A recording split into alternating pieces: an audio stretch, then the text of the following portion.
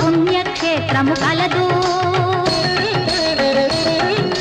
భక్తుల పాలిటి కామధేనువై ఛాతిగాంచి వెలయు.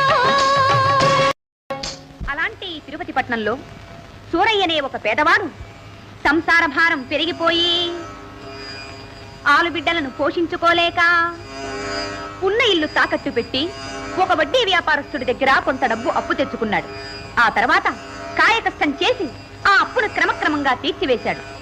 ఈ సందర్భంలో వెంకన్ననే ఒక పెద్ద మనిషి వీళ్ళిద్దరికీ మధ్యవర్తిగా ఉండి ఈ వ్యవహారాన్నంతా జరిపించాడు.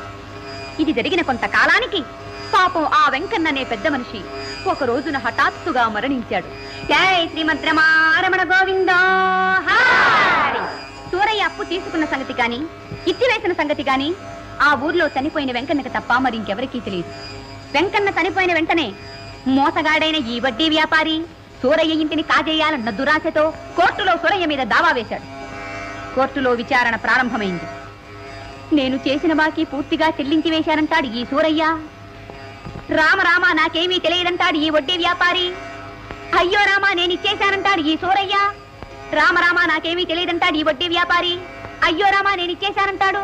ఈ గందరగోళంలో కోర్టు వారు ఏమన్నారంటే, ఏమయ్యావో వెర్రి సూరయ్యా తెలివిలేని పిచ్చి పుల్లయ్యా, ఏమయ్యావో వెర్రి సూరయ్యా తెలివిలేని పిచ్చి పుల్లయ్యా, అప్పు తీర్చానంటూ మొత్తుకుంటావు, దాఖలా ఇమ్మంటే చూపకుంటావు, ఉన్న సాక్షి ఒకడు పోయేనంటావు, చెప్పవయ్యా ఏమి చెయ్యమంటావు, ఏమయ్యావో వెర్రి సూరయ్యా తెలివిలేని పిచ్చి పుల్లయ్యా. కోర్టు వారిలా ప్రశ్నించేసరికి పాపం ఏం చెప్పాలో తెలియక ఆ సూరయ్య అల్లల్లాడిపోయాడు. జై శ్రీమద్రమారమణ గోవిందో.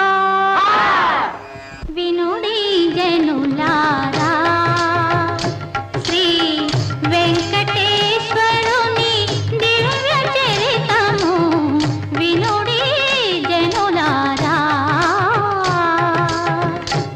ఏం చెప్పాలో ఏం చెయ్యాలో దిక్కుతోకనే ఆ నిరుపేద సూరయ్య శూన్యంలోకి చూస్తూ తన ఆరాధ్య దైవమైన శ్రీ వెంకటేశ్వర స్వామిని ఏమని ప్రార్థించాడే అంటే, ఓ వెంకటేశ్వర ఆపద ముక్కులవాడా అనాథరక్షక కాపాడవా నన్ను కాపాడవా,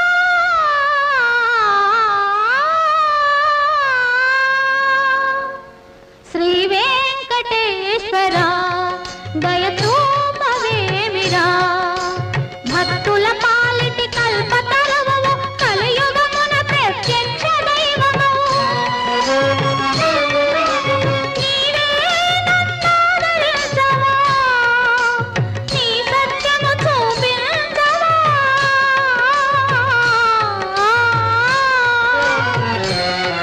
శ్రీ వెంకటేశ్వర దయచూపవేమిరా అని కన్నీరు మున్నీరుగా విలపిస్తూ ఉన్న ఆ సూరయ్య ఆర్తనాదాలు విని చనిపోయిన వెంకన్న సరాసరి కోర్టులోనికే నడుచుకుంటూ వచ్చాడు.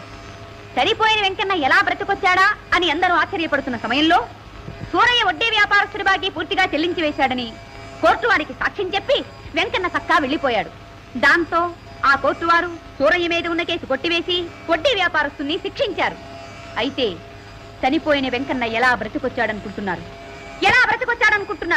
ఆనాడు గజేంద్రుని కాపాడడానికి వచ్చిన శ్రీ విష్ణుమూర్తిలా ఈనాడు మన సూరయ్యని కాపాడడానికి ఆ ఏడుకొండలవాడు ఏడుకొండలు దిగి వచ్చాడు. ఏడుకొండలవాడా వెంకటరమణ